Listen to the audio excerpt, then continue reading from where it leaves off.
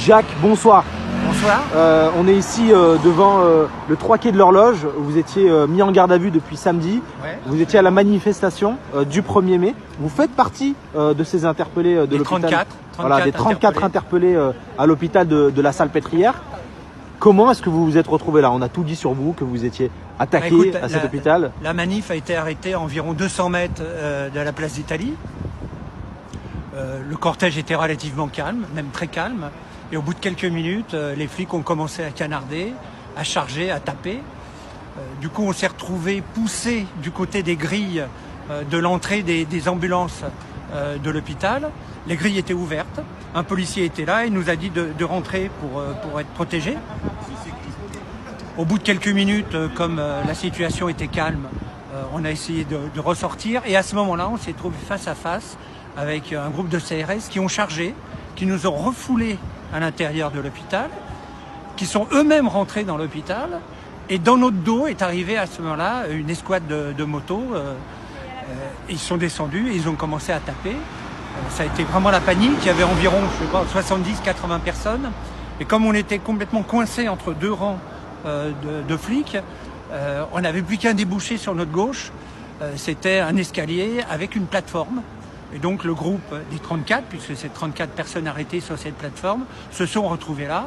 Et après, on est descendu, on a été mis au sol. 3 femmes ont été allongées dans l'herbe, ce qui est un réel scandale. Et après, on était embarqués et on est arrivé ici. On a dit que vous aviez attaqué cet hôpital. On a dit que du matériel avait été dérobé. Vous, aujourd'hui, pourquoi vous êtes allé dans cet hôpital? Pour vous réfugier? Oui, et en plus, sur les conseils d'un policier qui nous a envoyés, non pas dans l'hôpital même, c'est-à-dire non pas dans les bâtiments, mais dans une cour. Donc, mais vous saviez que vous rentriez dans un hôpital à ce moment-là? Oui, tout à fait, on le savait. Les portes étaient ouvertes, donc il n'y avait pas de problème. Vous n'avez pas forcé les portes? Non, rien n'a été forcé. Ça, c'est évident. Il doit y avoir des vidéos d'ailleurs qui peuvent le prouver. On vous voit d'ailleurs sur la vidéo, en haut sur la plateforme, oui. En train de discuter avec les aides-soignantes qui tiennent la porte pour vous empêcher de rentrer. Vous, à ce moment-là, vous avez quoi? Mais nous, on n'a pas cherché à forcer l'entrée. On a demandé simplement la possibilité d'être protégé, puisqu'il y avait des coups qui volaient d'un peu partout. On nous a expliqué qu'on était dans un service de réanimation. À ce moment-là, on a compris qu'on ne pouvait pas rentrer, c'était évident. Donc on a pu demander à rentrer dans les locaux. Donc personne n'est rentré. Donc il ne pouvait pas y avoir de dégradation. Le malentendu, est-ce qu'il pouvait exister? Est-ce qu'en face de vous, les aides-soignants étaient... est-ce que vous les sentiez un peu en difficulté? Ou est-ce qu'ils avaient Je crois qu'ils étaient gênés de la situation, qui était une situation très violente. Mais ils voyaient les coups. Ils voyaient les coups qui pleuvaient sur nous. Mais ils avaient, Mais ils avaient compris que vous n'étiez pas venu là pour attaquer. Absolument, c'était clair. C'était évident. On leur a même demandé de filmer. Ils ont filmé la situation à notre demande. Les vidéos sont sorties. Voilà. Donc ils ont filmé à notre demande. Voilà. D'accord.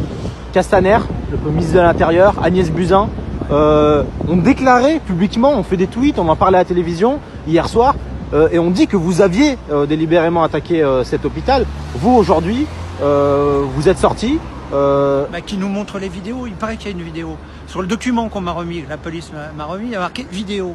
On veut voir les vidéos. Qui nous les montre, ces vidéos, où nous attaquons, nous agressons le personnel, nous rentrons dans les locaux. Personne n'est rentré dans les locaux. C'était d'ailleurs impossible. Et quand on a compris que c'était un service d'urgence et de réanimation, bien évidemment, on a pu chercher à rentrer.